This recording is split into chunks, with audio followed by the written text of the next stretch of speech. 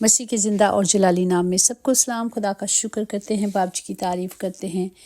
آج کے دن کے لیے، روشنی کے لیے، خدا باپ کے بڑے فضل کے لیے، خدا باپ کے اس رحمت کے لیے جو خدا باپ ہم پر کرتے ہیں۔ ہم اپنے باپ کا شکر کرتے ہیں، اور خدا کا کلام جو ہم آج کل سیکھ رہے ہیں، روز ہی خدا کا کلام جب آتا ہے تو وہ ہماری زندگیوں کو بدل کے جاتا ہے، کیونکہ خدا کے کلام میں قدرت ہے۔ اور خدا کا کلام ہمیں یہی بتاتا ہے کہ شریعت کی یہ کتاب تیرے منہ سے نہ ہٹے، بلکہ تجھے دن رات اس کا دھیان ہو، ہر وقت اس کی فکر ہو، اس کے مطابق ہم نے چلنا ہے اور بڑی احتیاط سے عمل کرنا ہے، تاکہ ہر راہ پہ ہم کیا ہوں، سرفراز ہوں، سربلند ہوں، اور اچھی راہ ہمیں نصیب ہو اور ہم خوب کامیاب ہوں۔ ہم سب جانتے ہیں شریعت کی کتابیں کون سی ہیں، جو 5 ہیں۔ پہلی پیدائش، خروج، ابار، گنتی، استثنا۔ یہ جو خداوند یسوع مسیح کی آمد سے پیشتر 1000 سال پہلے کے عرصے میں لکھی گئی اور کٹھی گئی تھی، یہ وہی کتابیں ہیں جو خداوند،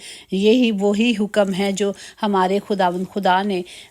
موسیٰ کو دیے تھے، اور خدا نے کہا تھا موسیٰ سے کہ یہ اگر ہم دیکھتے ہیں خروج اس کا 34 چیپٹر، اس کی پہلی آیات سے دیکھیں، پھر خدا نے موسیٰ سے کہا، پہلی لوہیں کی مانند پتھر کی 2 لوہیں اپنے لیے تراش لینا، اور میں ان لوہوں پر وہی باتیں لکھ دوں گا جو پہلی لوہوں پر جن کو تو نے توڑ ڈالا ہے، پھر دوبارہ لکھوں گا۔ مطلب یہ خدا کے جو حکم ہیں، خدا کے جو آئین تھے، خدا نے موسیٰ کو دیے تھے، اور خدا نے کہا تھا کہ میں خود لکھوں گا، اور خدا نے خود لکھے تھے۔ جس طرح خدا نے انسان کو خود اپنے ہاتھوں سے تراشا تھا، اسی طرح خدا نے اس کلام کو، ان حکموں کو بھی ہمیں خود دیا تھا، اور کہا تھا کہ موسیٰ یہ کلام تو نے لوگوں تک پہنچانا ہے۔ اور موسیٰ سے خدا نے یہ بھی کہا کہ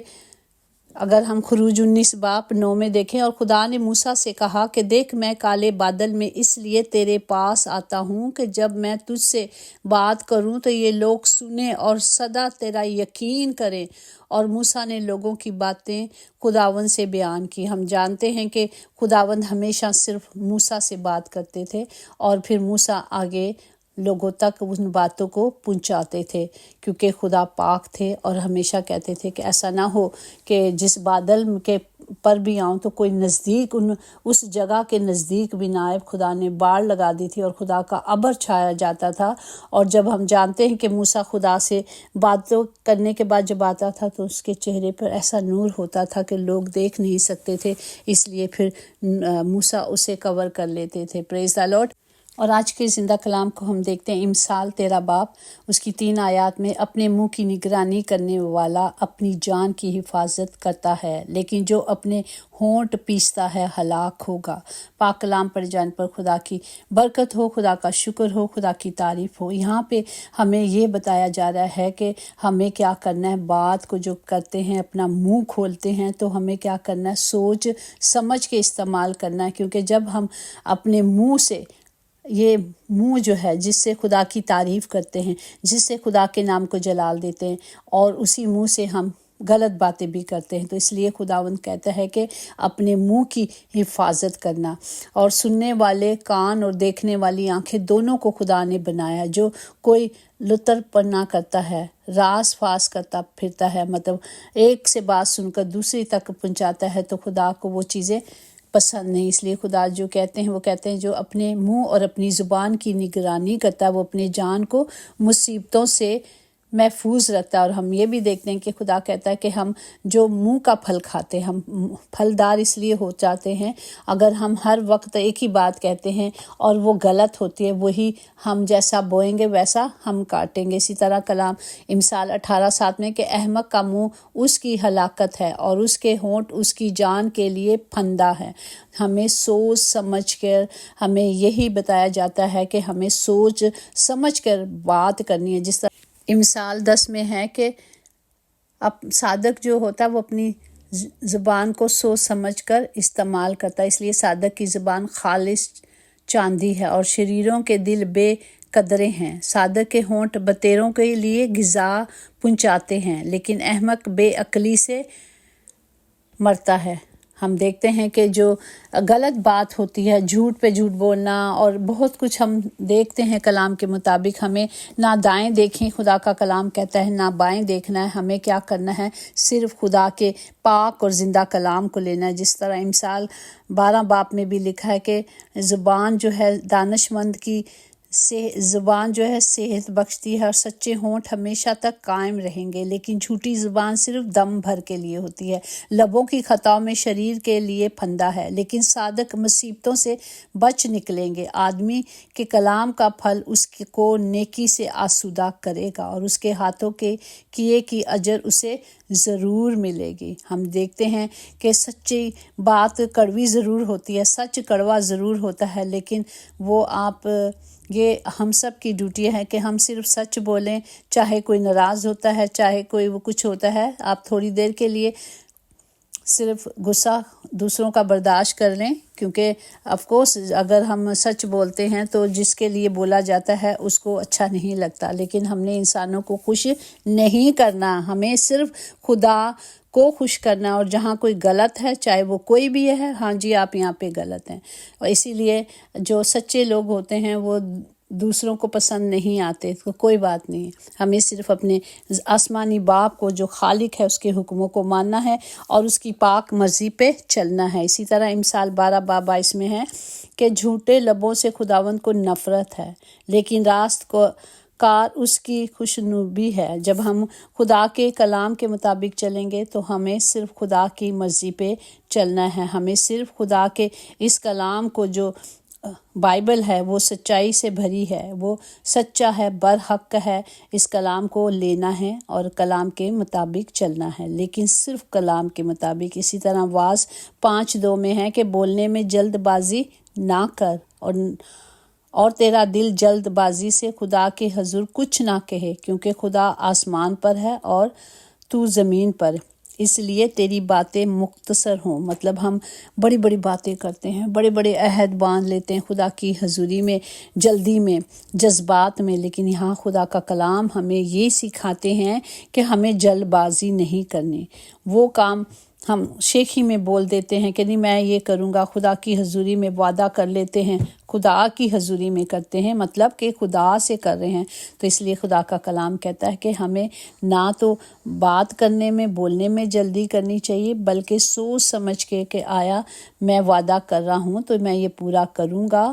کہ نہیں کروں گا. اسی لیے سننا اور عمل کرنا. خدا کا زندہ کلام ہمیں سکھاتا ہے کہ جو ہم سنتے ہیں اس پر عمل کرنا آج وقت ہے، آج اس پر چلنے کا وقت ہے. میرے پیارو بھائیوں، یہ باتیں تم جانتے ہو کہ آپس میں ہر آدمی سننے میں تیز اور بولنے میں دھیما اور قہر کرنے میں دھیما ہو،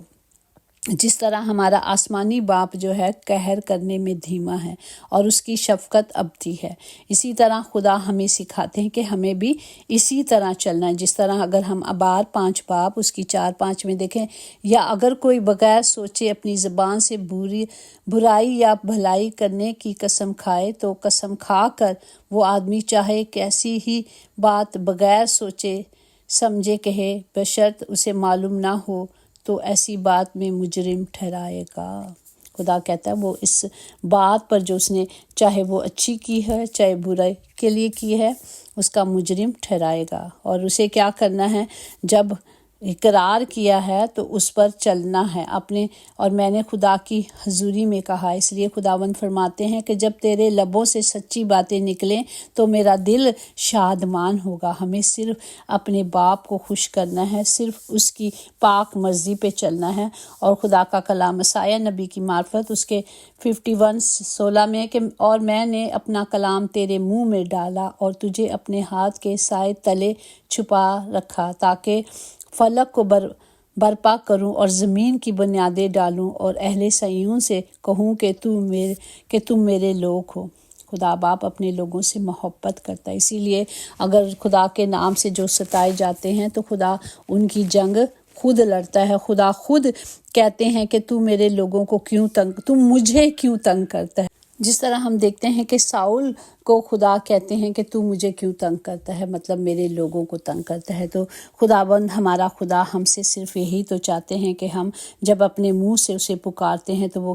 اس کی تمجید ہماری زبان کرتی ہے، اور خدا کا ہم شکر کرتے ہیں کہ خدا ہمیں تنبیہ دیتے ہیں، اور خدا باپ جس سے محبت کرتے ہیں اسے تنبیہ دیتے ہیں تاکہ وہ بچایا جائے، کیونکہ خدا محبت ہے اور وہ ہم سب سے محبت کرتے ہیں۔ اسی طرح ہم نے دیکھا کہ زبان کے گناہوں سے ہمیں کیا کرنا ہے، کنارہ کرنا ہے، جھوٹ نہیں بولنا، کسی پہ تہمت نہیں لگانا، کسی کے راز نہیں کھولنا، کسی پہ لعنت نہیں کرنا، جھوٹی تعریف نہیں کرنا، بد دعا نہیں دینا، ناحق بات نہیں کرنا، اور